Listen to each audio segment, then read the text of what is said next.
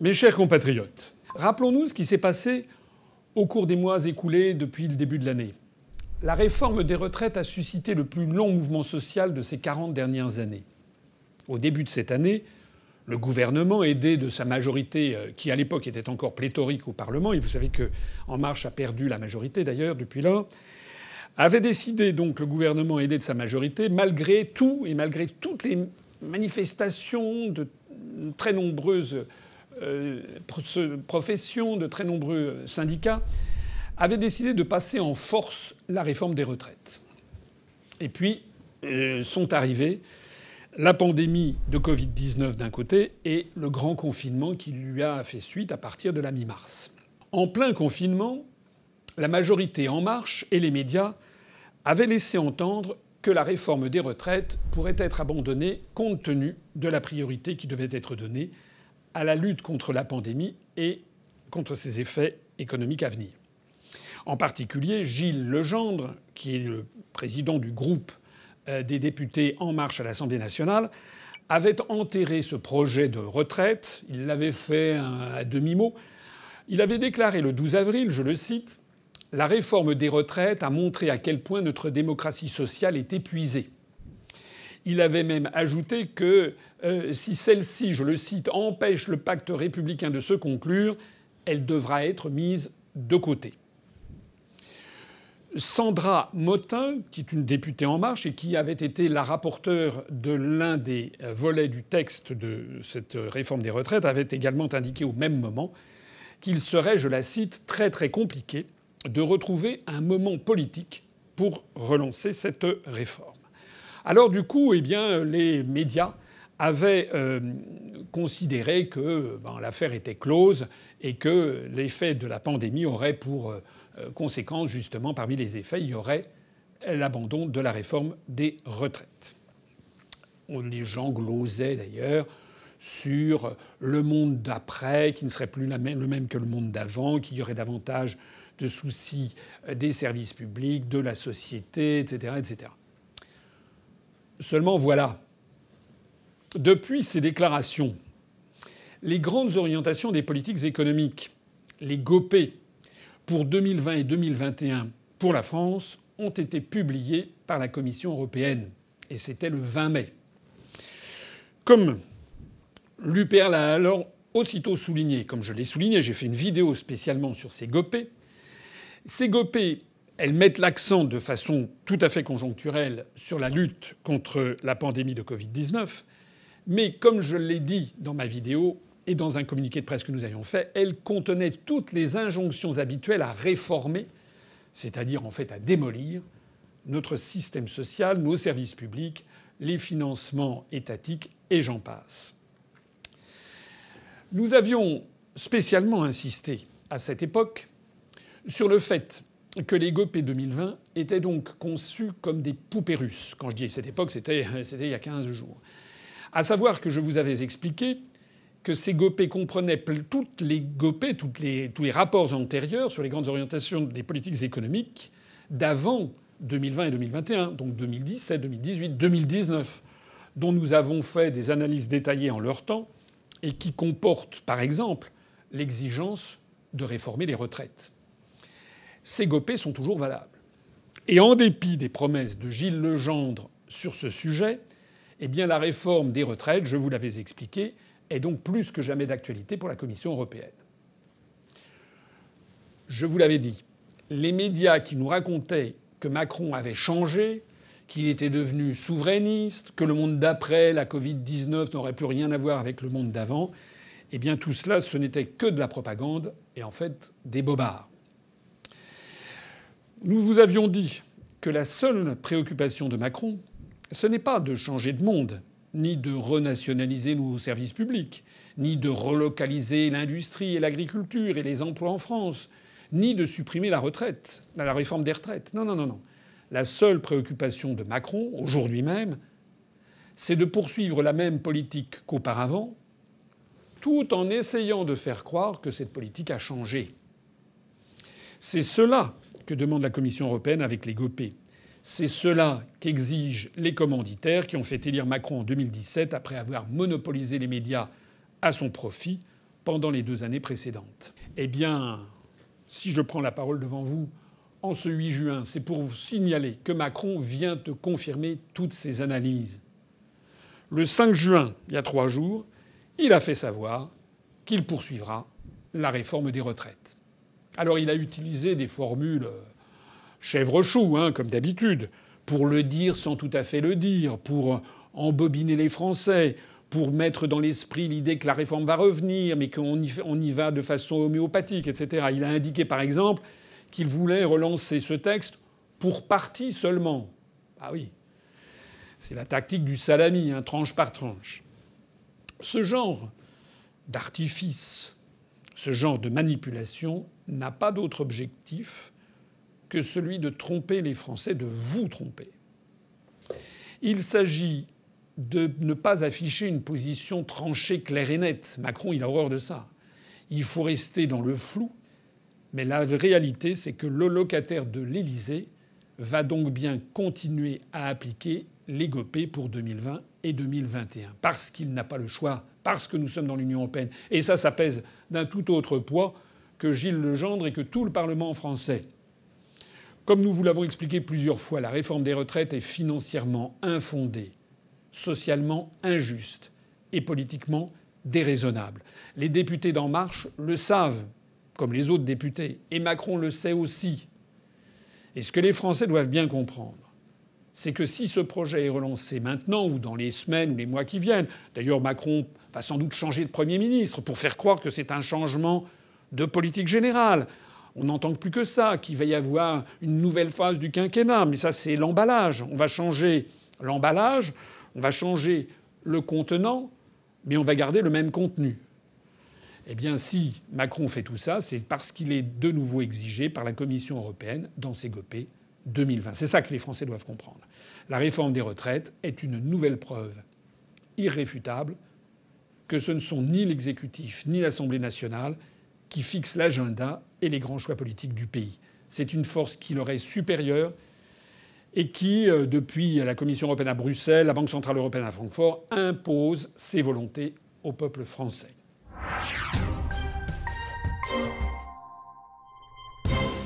Alors je voudrais conclure ici sur ce que je pense être le vrai drame de la France.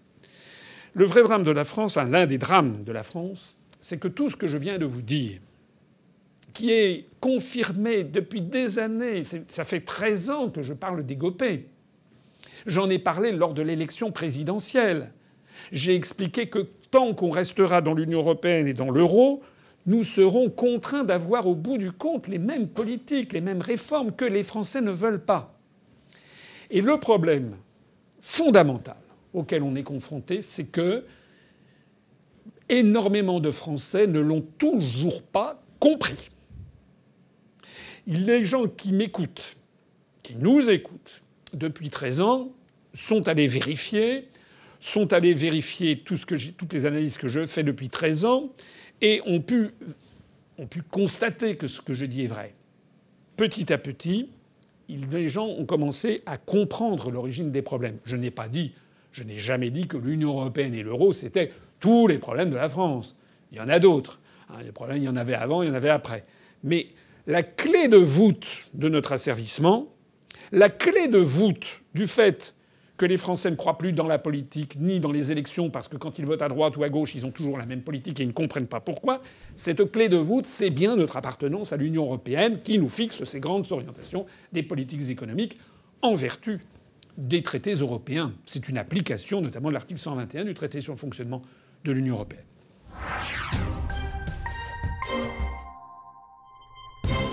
Eh bien, la conclusion que je voudrais vous dire, c'est que malheureusement, beaucoup de Français ne l'ont toujours pas compris. Et je vais prendre ici un exemple qui m'a frappé.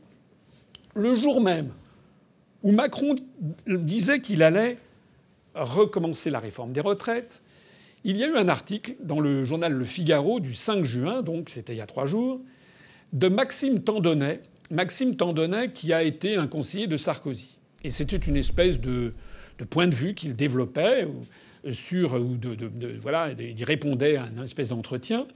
Et son point de vue, c'était le titre « Nous avons atteint le sommet de la fracture démocratique ».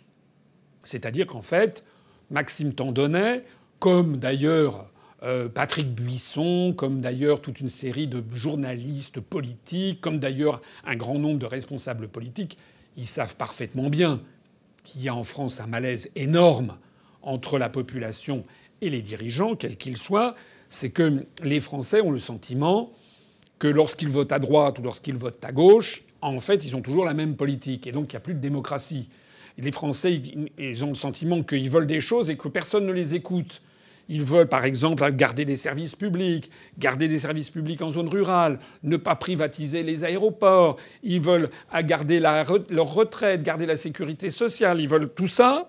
Et en fait, ils ont des dirigeants qui font tout le contraire. Et donc les gens disent « mais vous ne nous écoutez pas » et les gens disent « ah oui, oui, il va falloir réfléchir, il faut avoir de nouvelles idées ». Alors j'ai regardé cet article.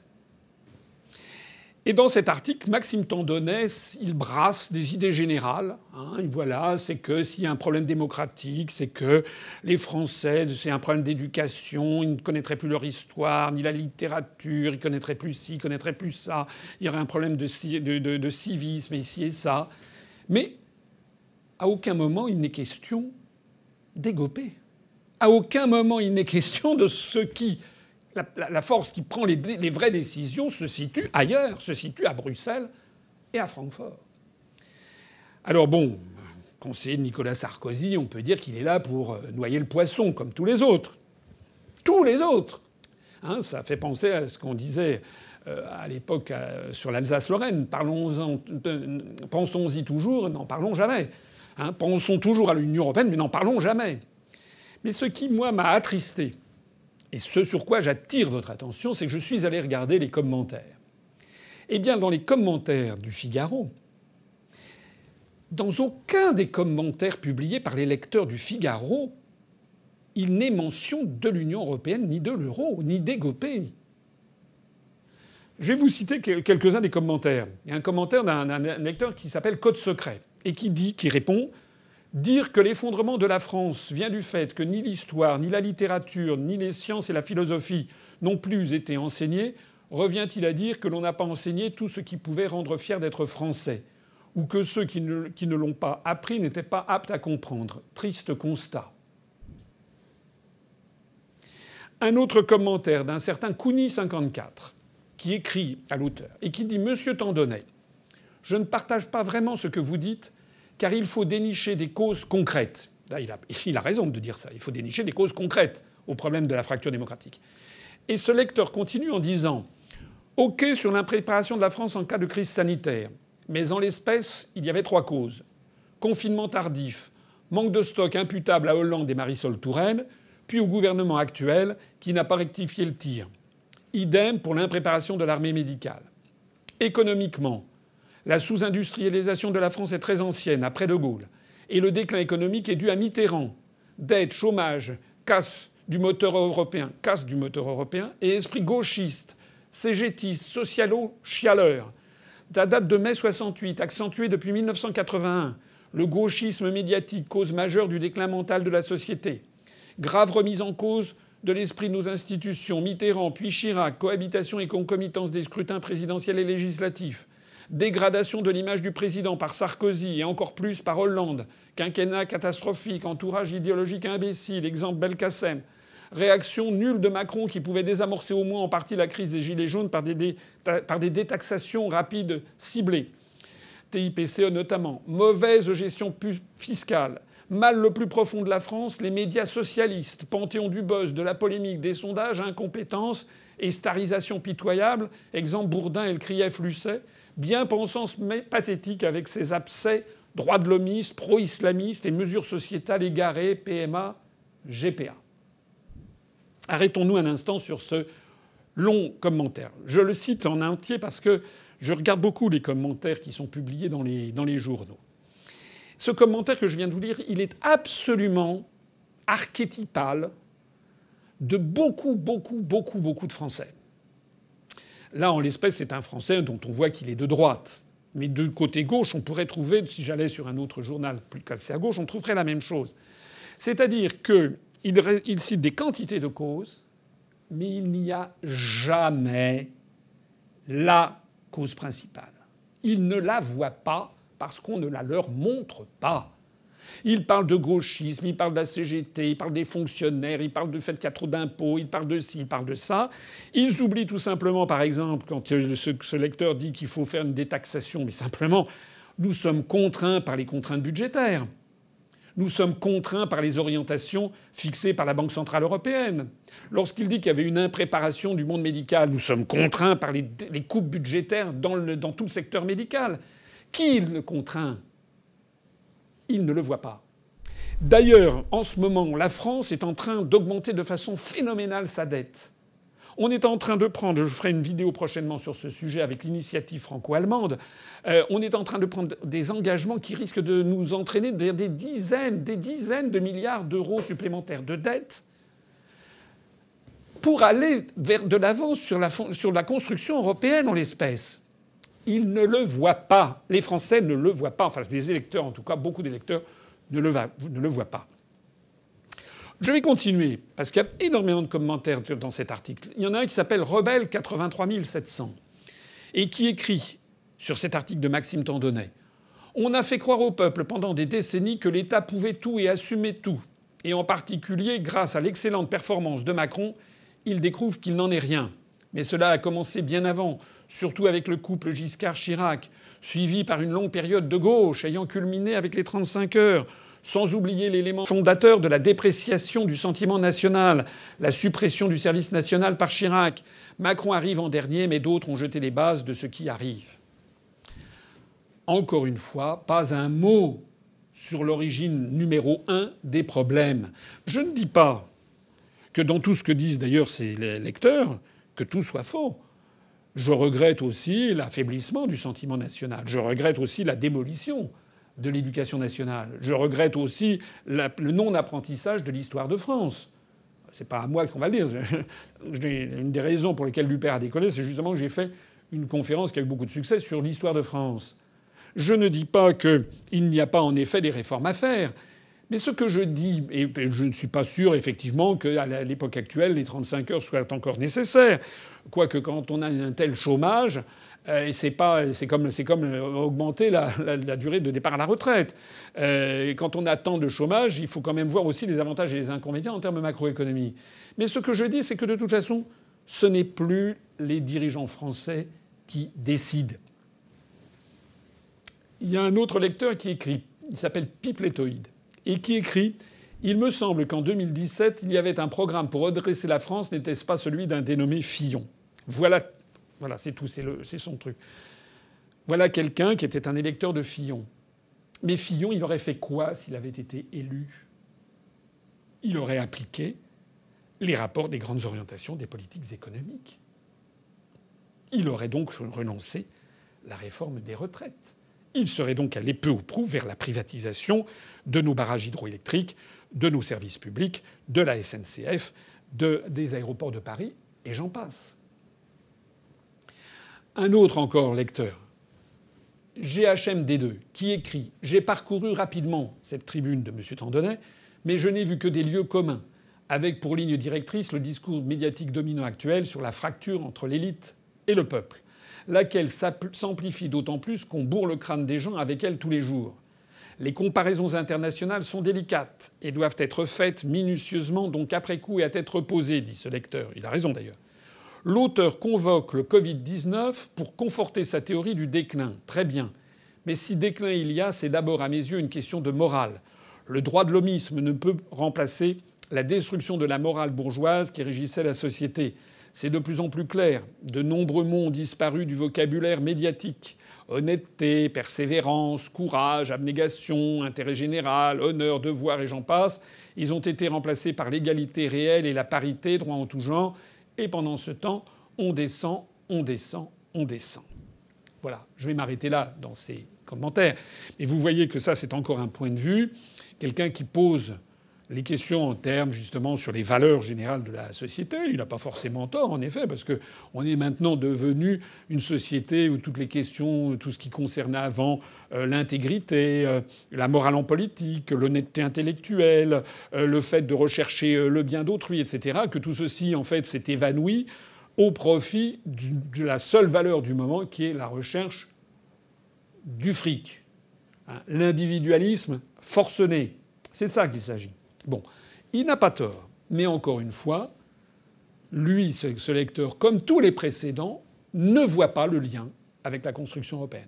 Il ne comprend pas que l'adoration du veau d'or, hein, la glorification de l'argent, elle est inscrite dans quasiment tous les articles des traités européens, dans l'ultralibéralisme, dans le fait que, en matière de politique agricole, de politique industrielle, il s'agit que d'une seule chose, maximiser le profit dans tous les domaines. C'est ça la réalité.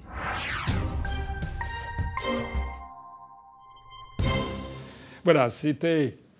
Excusez-moi d'être un peu emporté quand je décris tout ça, mais parce que c'est vraiment le mur auquel on se heurte de la compréhension des Français. Heureusement, beaucoup de Français, notamment du fait de l'évolution des événements, notamment du fait du développement de nos analyses, qui ne sont pas, on n'est pas les seuls exactement à le dire, il y en a d'autres qui le disent, mais nous sommes les seuls à être cohérents, c'est-à-dire qu'il faut sortir de l'Union européenne et de l'euro pour redonner aux Français leur vraie démocratie.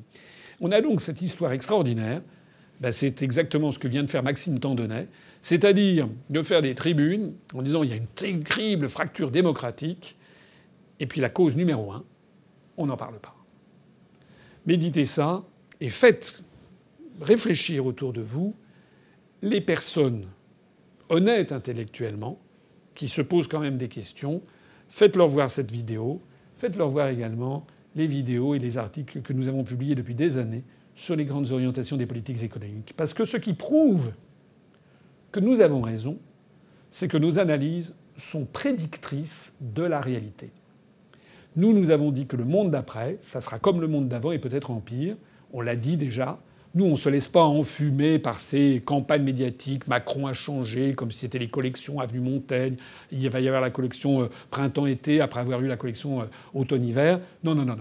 Nous, on explique que la France, elle est pieds et poings liés dans un réseau de décisions qui sont prises par l'Union européenne et par la Commission européenne et par la Banque centrale européenne. Et tant qu'on n'en sera pas libéré de ça, eh bien les choses vont continuer. Et pour terminer, comme le dernier intervenant dans cet article, eh bien la France va continuer à descendre et à descendre.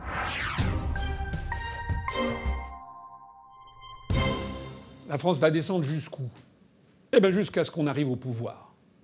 Parce que nous, lorsque nous serons au pouvoir, si on veut sortir de l'Union européenne et de l'euro, je l'ai déjà dit 500 fois, ça sera la 501e fois, ça n'est pas par nostalgie, par xénophobie, par volonté de refermer la France sur elle-même et toutes ces autres fadaises qu'on entend à longueur de médias pour intimider les Français. Non.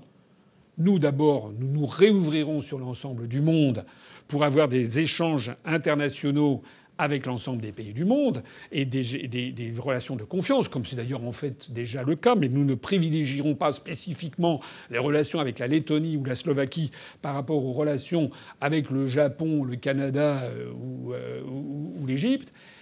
Mais surtout, nous serons sortis de l'Union européenne et de l'euro pour ne plus avoir les groupés.